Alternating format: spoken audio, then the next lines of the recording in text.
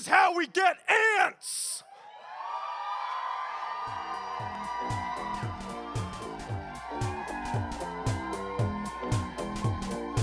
Hi, I'm the Lord High MooMan, and welcome to West Coast Geeks vs. Nerds, the debate-style program where we investigate topics no one else has the guts, tenacity, or interest to investigate. The object of the show is simple: secure victory for your team's candidates using facts, obscure knowledge, and trash talk. Tonight, Skeletor versus Bowser on West Coast Geeks vs. Nerds!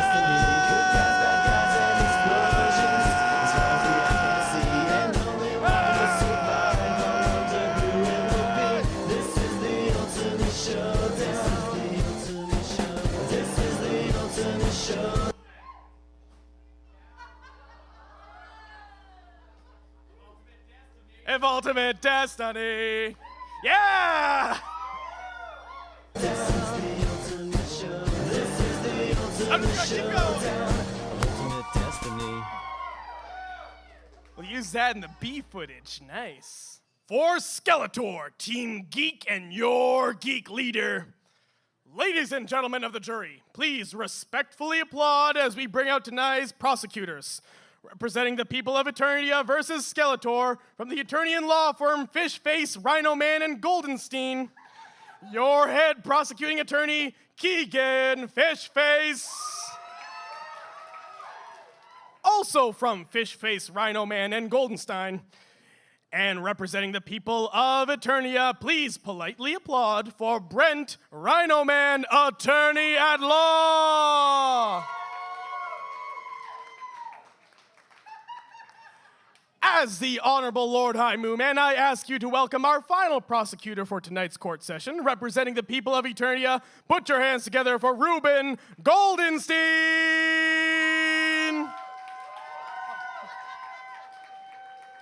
And for Bowser, Team Nerd and your nerd herder. Goomba goom, akalaka laka boom, goomba goom, akalaka boomba. Open the door, get on the floor. Everybody walk the dinosaur. With Andrew Lynch! This man is the creator of Minus World Improv, the video game comedy show with the fictionals. He has beaten Mario is Missing and Mario is Missing 2 Bangkok Dangerous. Please welcome to the stage Daniel Chai!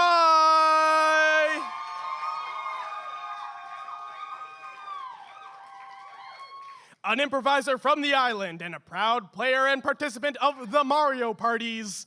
An actor who is ready to attack buddy of Bowser, AJ Birtwistle!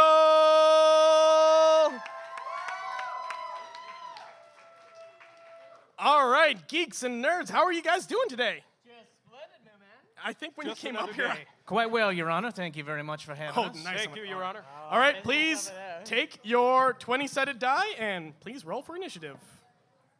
We have an 11. We have a 5. Hallelujah! All right. So, geeks, do you choose to go first or second? We choose to go first, Your Honor. Excellent. I'm liking the respect, finally. All right, you have 2 minutes to explain to me why Skeletor is the most persistent bad guy. Please begin. Ladies, gentlemen, and human-animal hybrid monsters of the jury, it is my duty to inform you all that among us tonight is the most vile, pestilent, and persistent villain that has ever lived. Indeed, in a court battle spanning over 33 years, the people of Eternia have been attempting to convict Mr. Skeletor of his many wrongdoings and finally see justice upheld. Of course, as is his right, Mr. Skeletor has appealed his conviction each and every time, but no more. Finally, we have brought the case all the way to the Eternian Supreme Court, and so it is on all of you tonight to put the right man behind bars. We leave it in your hands, people. Your sweaty palms. Mr. Skeletor's crimes are so numerous and so heinous that I've prepared a short list of only his most terrible wrongdoings. While I read them aloud, bailiff, would you please distribute the evidence? Your Honor, this is for you. This is a copy for you. Oh, thank you. I recognize him. Mr. Skeletor stands accused of high treason, low treason, 250 counts of attempted homicide with 150 counts of attempted regicide included, illegal magical practices, impersonating a member of the royal court, impersonating a member of the royal family, attempting to make the moon crash into the planet. That's also the Skull Kid law. Yeah.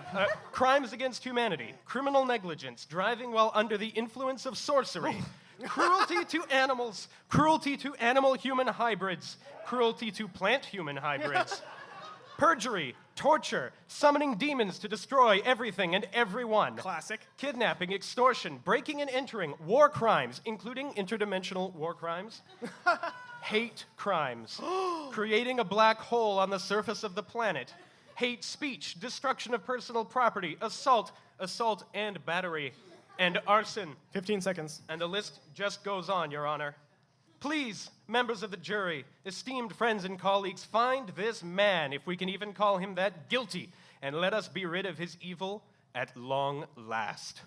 All right, let's hear it for the geeks.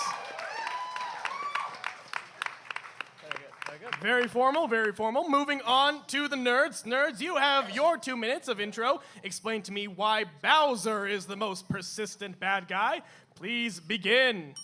After the Super Mario Super Show was sadly canceled in December of 1989, Bowser just kept going and tried to keep the show alive by himself in 1990 by hosting a show called King Koopa's Cool Cartoons. He even spelled cool with a K because he gets kids.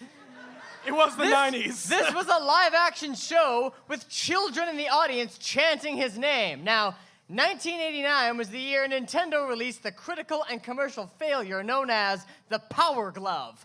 But in 1990, after its failure was complete, Bowser and Ratso the Prize Rat still gave away Power Gloves on his show in an effort to sell them. Selling the Power Glove after 89, now that takes persistence. Well, but did it work? Well, Freddy Krueger likes evil and children, so there's no question he would have been watching the show. And in the 1991 film Freddy's Dead, The Final Nightmare, he attaches the Power Glove to his signature claw in order to control and kill sexy teens. Genius! Despite the fact that Nintendo actually said no when New Line asked if they could do that, the Power Glove sales went up. His persistence pays off. He follows Mario and tries to cause trouble wherever Mario might go, even to the Ice Capades. Now, I watched a 1989 home video of the Super Mario Brothers Get Real at the Ice Capades, and while a teenage Jason Bateman and Alyssa Milano are trying to enjoy a fun game of Mario, Bowser smashes through the fourth wall just to ruin their fun. The toddlers in the audience were really enjoying the show, and you can audibly hear the cheering stop when Bowser shows up to sing. A couple kids from the crowd were placed into question boxes while skaters dressed as Mario danced around and skated a bunch of confused and terrified toddlers around the ice. But did he let that stop him from finishing his Ice Capade routine? No. He stayed perched on his foam castle, persisting through the boos and crying of 2-year-olds. All right, let's hear it for the nerds. Pulling out all the obscure knowledge right off the bat. Some real Mario Ice Capades, now you know. All right. We're going to move on to the attack round, but before we do, I'm going to hand out the rebuttal tokens, which can be handed back into me to instantly rebut something the other team has said. So, the rebuttal tokens tonight for Skeletor. You did just mention cruelty to the animals, so I'm kind of hesitant to give you this, but here's a little Panther. Enjoy. And equally adorable, a sexy pinup of Princess Peach for Bowser. There we go. Oh, that's tasteful. It's very tasteful. That. It's got mushroom pasties on there. She's got the mouth open. And there we go, yeah. You told me you posed for a picture like Can you pass that over here? Just pass it over here. There we go. You better hope they rebuttal something. All right. So, moving on to the attack round. Settle down. Settle down. Don't blow your wad just yet. The attack round for the geeks. Please explain to me in 2 minutes' time why Bowser is not the most persistent bad guy. Please begin. Thank you, Your Honor. Now, if it please the court, I just want to reiterate that we are looking here to see that both Bowser and Skeletor are being accused of being bad guys. Now, I may just be a simple country lawyer, but even I can see that Bowser is clearly being maligned by awful propaganda. You mentioned he is a single father who not only manages to balance his work and family life, but has also turned around the economy in these hard times of the Mushroom Kingdom. So much so that currency is used in building materials.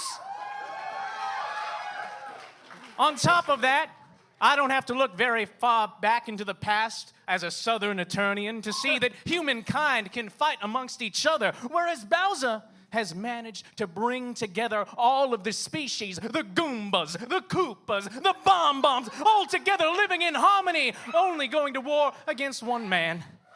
Now, a great man once said, "I have a dream." That man was Mario, and his dream was Super Mario Brothers 2.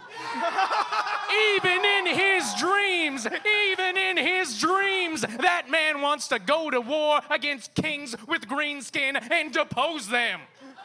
But does Bowser stoop to that? No.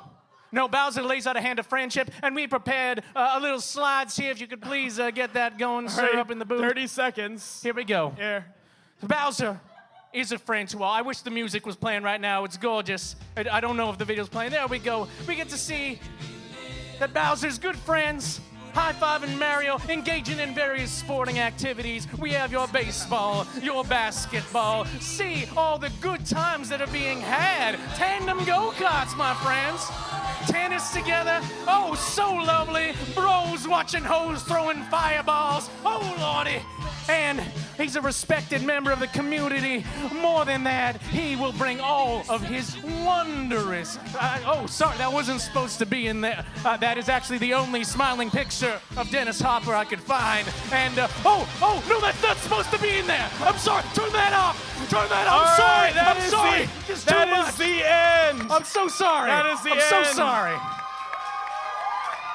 But I couldn't interrupt the slideshow, but we do, before we start the next round, we do have a sexy picture of Peach being turned in. What point? I have no idea. What point would you care to rebut? That was very lovely. We wanted to say thank you. Thank you. Bowser Good is a rebuttal. very persistent friend and a persistent king. All right. Persistent bad guy. All right. Well, that moves on to the attack round for the nerds. Nerds, please explain to me in 2 minutes' time, Technical difficulty. after you destroy the stage, explain to me in 2 minutes' time why Skeletor is not the most persistent bad guy. Please begin. Now, there are a lot of things I could say to attack a big, purple, obvious, fabulous purple target like Skeletor, but I'm on a tight 2-minute time limit here. I could allude to his poor planning. I could point out his poor planning proficiency, or I could allude to his atrociously awful aim, or I could maybe mention his miserable management of his moronic minions. But I'd love to say something about his slippery slide into outright incompetence, but those really aren't what we're here to talk about today. No, perhaps I should probably just protest the persistence of your profligate pile of pathetic purple. Ooh, alliteration. Persistence, yes, persistence is a trait that Skeletor might seem to have, but after all, he has to keep coming back periodically and trying to take Castle Grayskull or what have you, but otherwise there wouldn't really be much of a show. But let's face it, besides his one just awful attack per episode, if that, he never really puts in the extra effort that might make a villain persistent. He has plenty of potent, pernicious powers with which to pummel the protagonist, but performs a pair of them primarily before putting an end to his push and pulling out. Even with all these mad powers he has, dark magic, teleportation, telepathy, hypnotism, illusions, freeze rays, scientific knowledge, and so much more, he still flees almost every time he's faced with danger or diminutive doubt. Oh no, is there a small chance I might lose this fight? I'd better skedaddle. He gets hurt, he gets lost. His minions fail, he retreats. Pretty much anything goes awry, and off Skeletor goes. Oh, this little Skeletor attacks Grayskull. This little He-Man shows up. This little skeleton cries, wee, wee, wee, all the way home. Every episode is like that. He's really resolute at his repeated retreating. If we were trying to debate who the most pigeon-hearted purple pansy is, then Skeletor is the pinnacle of pusillanimity. Otherwise, the only operation in which he particularly packs much of a punch or persistence is running away. All right. Let's hear it for the alliterative Team Nerds. Your Honor, is this a bad time to mention that Mr. Goldenstein's species cannot perceive the letter P? That was complete gibberish for you then. Oh man, okay, I have nothing to say after that. Let's just move on then to the MooMan question.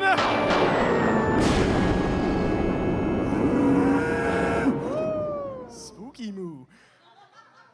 So the MooMan question is a question chosen specifically by me for each debate. Tonight's MooMan question for Skeletor versus Bowser is, to be the most persistent bad guy, one must have a solid end goal. Please explain what your candidate would do after finally defeating your arch nemesis. So, what is Skeletor's retirement plan, essentially? 2 minutes, please begin. Well, Your Honor, as Skeletor is still active in the field of crime, we've had many years to study and analyze Mr. Skeletor's devious behavior. In fact, we assembled a panel of experts from around the galaxy to give us their predictions on what the accused's post-victory actions might look like. Here are just a few of their findings. Our behavioral statisticians predict a 98% chance that Mr. Skeletor, claiming power over Eternia and the secrets of Castle Grayskull, would immediately exterminate all non-evil beings from the universe, with a 2% margin of error on that. That means me, my esteemed colleagues, the rest of the panel, and many of you in the audience tonight would be gone forever. Now, ladies and gentlemen, we also discovered that Skeletor's ego would make it impossible for him to not put his face on every placard, every postcard, every castle tapestry. And this, of course, would set an awful course of events, making all of the young children, the young men and women of tomorrow would see these images every day, see his inhumanly gaunt face along with his bodybuilder physique. And this would cause them to develop body dysmorphia, wanting to have this ideal body. 0% body fat is not the way. Think of the children! On top of that, Skeletor's various monstrous allies would force him to make bestiality legal, nay, mandatory. It's not that bad. Crushing the little bit of moral fiber we have remaining. Oh, bodybuilder Jesus, save us! All right. Is that good? All right, Additionally, you have 30 our seconds. experts on multiverse theory predict that Mr. Skeletor could use the secrets of Castle Grayskull to reach other planes of existence and conquer them as well. There's a 75% chance of Earth, 88% chance of Babylon 5, 100% chance of Vancouver, British Columbia, and a 723% chance of the Mushroom Kingdom, where he would face the combined forces of United Mr. Bowser and Mr. Mario, which he would crush sadistically after a brief one-sided war. All right, and that is time. Let's hear it for the geeks. Moving on to Bowser and his end goal plans. Explain to me in 2 minutes' time what Bowser would do after defeating that pesky plumber. I think we've had enough P words for right now. MooMan, ladies and gentlemen, let me take you to the top of Bowser's castle, where we find Bowser and Mario facing off for the umpteenth time. Bowser spits a fireball at Mario, hitting him squarely in his pixelated face. But this time, Mario does not drop through the bottom of the screen with a do-do-do-do-do-do-do-do-do. Instead, his charred body falls to the rooftop, smelling faintly of mushrooms and regret.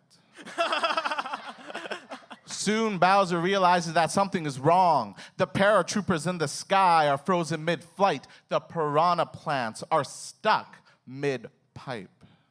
I hate when that happens. Mario isn't the only thing broken. The game is broken. You see, we know that bad guys aren't supposed to win. Bowser knows that he's not supposed to win, but he has won, and there are consequences. Bowser leaves Jumpman behind and wanders through Mushroom Kingdom. He drives through Wario Stadium, stomps through Yoshi's Island, and makes it to Peach's Ice Garden. Apt because Bowser gets out of his cart and walks to the princess, frozen, holding a power mushroom, a smile on her face. Bowser places a tender claw upon Peach's face and knows what he must do. If Mario can't reset the game, perhaps Bowser can. Bowser drives and drives and drives to the top of Rainbow Road. Not just any Rainbow Road, but the N64 version. He swerves, takes a deep breath, and punches in the power mushroom he took from Peach's hand. Bowser flies into the void and for a moment prays for an ending or a new beginning. Bowser opens his eyes and finds himself once again on top of his castle. His nose can smell mushrooms and regret. The Goombas are frozen mid-grimace. The question blocks are frozen mid-spin. Nothing has changed. Nothing will change. You see, by killing his nemesis, Bowser has nothing to live for, nothing to exist for, and yet he still waits at the end of the level for a hero that will never come. All right. Bowser I'm gonna have to stop. Objection!